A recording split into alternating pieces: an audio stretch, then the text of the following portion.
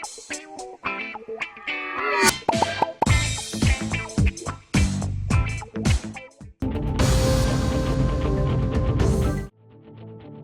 کے جبلی Hills assembly حلقے کے ووٹروں میں رقم تقسیم کرنے کے لیے بھاری مقدار میں نقدی جمع کی جانے کی اطلاع پر جمعے کی صبح الیکشن فلائنگ اسکواڈ نے مقامی پولیس کے ساتھ مل کر BRS کے سابق رکن اسمبلی M جناردن ریڈی کے مکان پر اچانک دھاوا کیا۔ ذرائع کے مطابق گھر کے ہر کونے کی باریکی سے تلاشی لی جا رہی ہے۔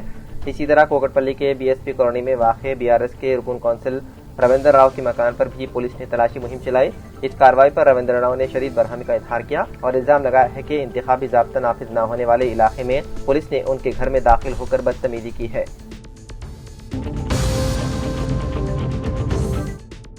سپریم کورٹ نے آوارہ کتوں کے بڑھتے واقعات پر جمعے کو سخت رویہ اپناتے ہوئے 3 اہم احکامات جاری کیے۔ عدالت عظمیٰ نے وعدے کیا ہے کہ ریاستیں ایمکس کیوری کی رپورٹ پر فوری عمل کریں اور اپنے حلف نامے داخل کریں۔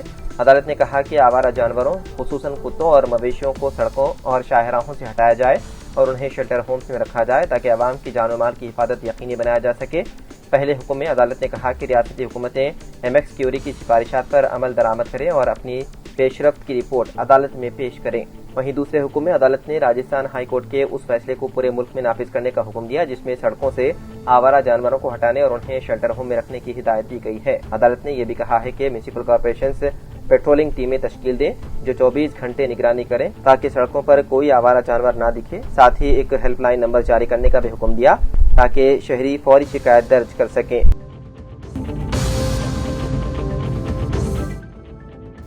تلنگانہ کے ستوپلی ٹاؤن میں پیش آیا ایک ایسا افسوسناک اور شرمناک واقعہ جس نے پورے مسلم معاشرے کو جھنجھوڑ کر رکھ دیا۔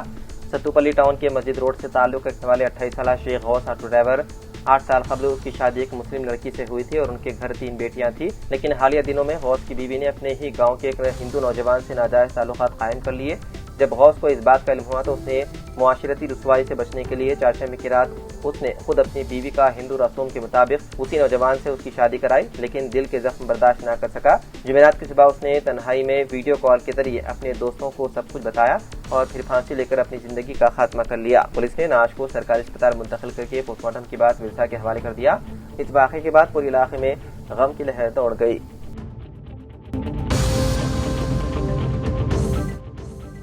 تلنگانہ کے کاماریڈی ضلع کے بانسواڑہ ٹاؤن میں ایک 36 سالہ خاتون حسینہ بیگم کے اچانک لاپتہ ہونے کا واقعہ پیش آیا۔ پولیس کے مطابق حسینہ بیگم مزدوری کا کام کرتی تھی۔ اس کے شوہر صاحب علی کی شکایت پر بتایا گیا ہے کہ 4 نومبر کی دوپہر تقریباً 12 بجے وہ PS پارک جانے کے لیے گھر سے نکلی تھی مگر واپس نہیں لوٹی۔ شوہر اور گھر والوں نے ٹاؤن اور اطراف کے علاقوں میں تلاشی کی لیکن کوئی سراغ نہیں ملا۔ شوہر کی شکایت پر پولیس نے مقدمہ درج کر کے تحقیقات شروع کر دی۔ CI سریدھر نے بتایا ہے کہ خاتون کی تلاش جاری ہے۔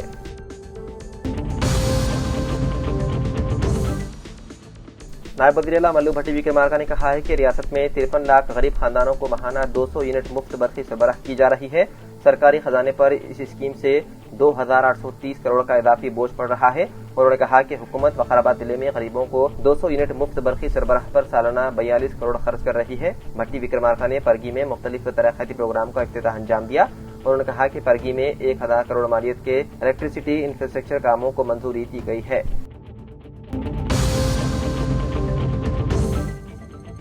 تلنگانہ کابینہ کا اجلاس جو آج 7 نومبر کو مقرر تھا اسے ملتوی کرتے ہوئے 12 نومبر کو طلب کیا گیا۔ چیف سیکرٹری رام کرشنا راؤ نے احکامات جاری کیے۔ کابینہ کا اجلاس 12 نومبر کو دوپہر 3 بجے سکریٹریٹ میں منعقد ہوگا۔ مجالس مقامی انتخابات کے سلسلے میں کابینہ میں اہم فیصلے کا امکان ہے۔ بتایا جاتا ہے کہ موجودہ تحفظات کے ساتھ انتخابات کے لیے اسٹیٹ الیکشن کمیشن سے سفارش کی جائے گی۔ تحفظات سے متعلق مقدمہ ہائی کورٹ میں زیر انتباہ ہے جس کی 24 نومبر کو سماعت مقرر ہے۔ ریونت ریڈی حکومت نے 42% تحفظات پر عمل آوری کی اجازت نہ ملنے پر پارٹی کی سطح پر تحفظات فراہم کرنے کا فیصلہ کیا ہے۔